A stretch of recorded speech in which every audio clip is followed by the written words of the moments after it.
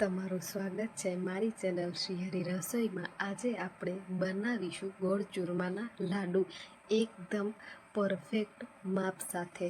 તો ચાલો શરૂ કરવા બનાવીશું। ચૂરમાના લાડુ બનાવવા માટે 2 કપ ભરી અને હું અહીંયા ઘઉંનો કરકરો લોટ લઈ રહી છું।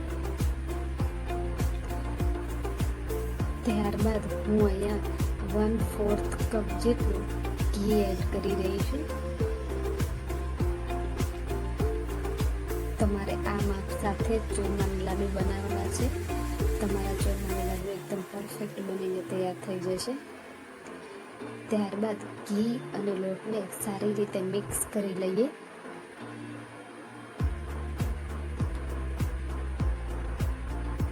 તમે જોઈ શકો છો લોટ મિક્સ થઈ અને હાથમાં આ રીતે મુઠ્ઠી વળે છે। આ પ્રકારથી આપણે લોટ તૈયાર કરવાનો છે। ત્યારબાદ 1 કપ ભરી અને હું પાણી લઈ રહી છું। પાણીને આપણે થોડું થોડું એડ કરી અને સરસ એવો ભાખરીનો લોટ બાંધી એવો જ કઠણ લોટ આપણે બાંધી અને તૈયાર કરી લેવાનો છે। 2 કપ સામે મને અહીંયા 1 કપ પાણીની જરૂરત પડી છે। તમે જોઈ શકો છો લોટ બનીને તૈયાર છે। હવે આની અંદરથી મોટી સાઈઝના 5 લોણા બનાવી અને તૈયાર કરી લઈએ।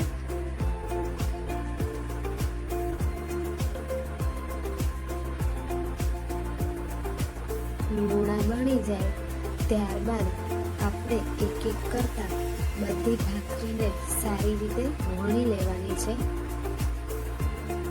આપણે આ ચૂરમાના લાડુ ભાખરી બનાવીને કરીએ છીએ, મુઠિયા તરીને નથી બનાવી રહ્યા। ભાખરીને આપણે જાડી સાઈઝની વણવાની છે। ભાખરી વણાઈ જાય ત્યારબાદ ગેસ પર તાવડી મૂકી અને તેની અંદર આપણે ભાખરીને ચડાવવાની છે। હું અહીંયા ભાખરી તાવડીની અંદર જ ચડાવી રહી છું।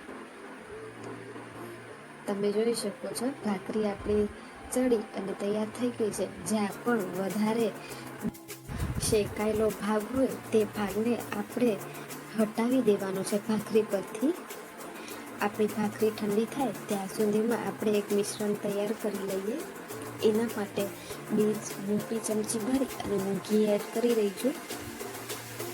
આ મિશ્રણ બનાવતી વખતે એનાથી પહેલાં જ આપણે કાજુ, બદામ અને પિસ્તાને સારી રીતે શેકી લેવાના છે। આ રીતે કાજુ, બદામ, પિસ્તાને શેકીને એડ કરશો લાડુની અંદર તો લાડુનો ટેસ્ટ બહુ સરસ આવે છે। આપણા કાજુ, બદામ, પિસ્તા તળાઈ ગયા છે તેને લઈ અને હવે એને એ જ ઘીની અંદર 2 મોટી ચમચી ભરી અને ચણાનો લોટ એડ કરી દઈએ। ચણાના લોટને આપણે સારી રીતે શેકી લેવાનો છે। ચણાનો લોટ સારી રીતે શેકાઈ જાય ત્યારબાદ 2 ટેબલસ્પૂન જેટલી તેની અંદર સોજી એડ કરી અને હવે આપણે આપણી ભાખરીના સારા પીસીસ કરી લઈએ। તેને આપણે મિક્સર જારમાં ગ્રાઇન્ડ કરી લઈએ। આપણા ભાખરીના પાવડરને એક વખત ચાયણા વડે ચાળી લઈએ, જેનાથી ભાખરીનો કોઈ મોટો એવો ભાગ આપણા લાડુની અંદર ના આવે, લાડુ એક સરખા બની અને તૈયાર થાય। હવે આપણે કાજુ, બદામ, પિસ્તા એડ કરી અને એને પણ સારી રીતે મિક્સ કરી લઈએ, જેનાથી ચૂરમાની અંદર સારી રીતે મિક્સ થઈ જાય। હવે આપણે આપણા સોજી બેસનના મિશ્રણને પણ આની અંદર એડ કરી દઈએ। મિશ્રણ ઠંડુ થાય ત્યારબાદ જ આપણે એને એડ કરવાનું છે।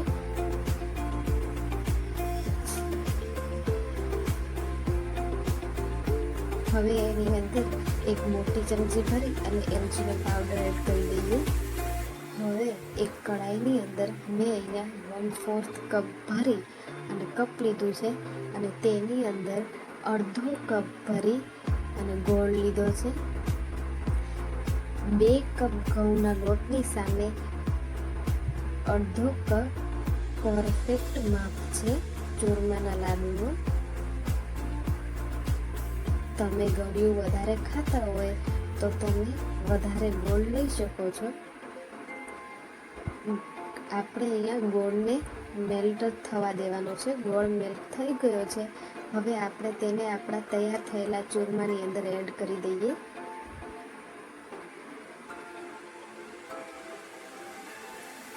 સ્ટાર્ટિંગમાં આપણે તાવીથાની મદદથી મિક્સ કરીએ.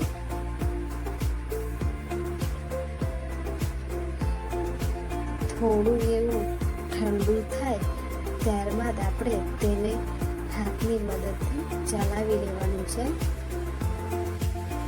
જેનાથી ગોળ અને ચૂરમું બંને એક સરખા મિક્સ થઈ જાય. ગોળ અને ચૂરમું એકસાથે સરસ રીતે મિક્સ થઈ જાય ત્યારબાદ મિશ્રણની અંદરથી આપણે લાડુ વાળી લઈએ. તમે જોઈ શકો છો લાડુને આપણે પ્રેશરથી વાળવાના છે, જેનાથી આપણા લાડુ સરસ બનીને તૈયાર થશે. ગોળ ચૂરમાના લાડુ બની અને તૈયાર છે. આ રીતે તમે ગોળ ચૂરમાના લાડુ બનાવશો તો એકદમ પરફેક્ટ બની અને તૈયાર થઈ જશે.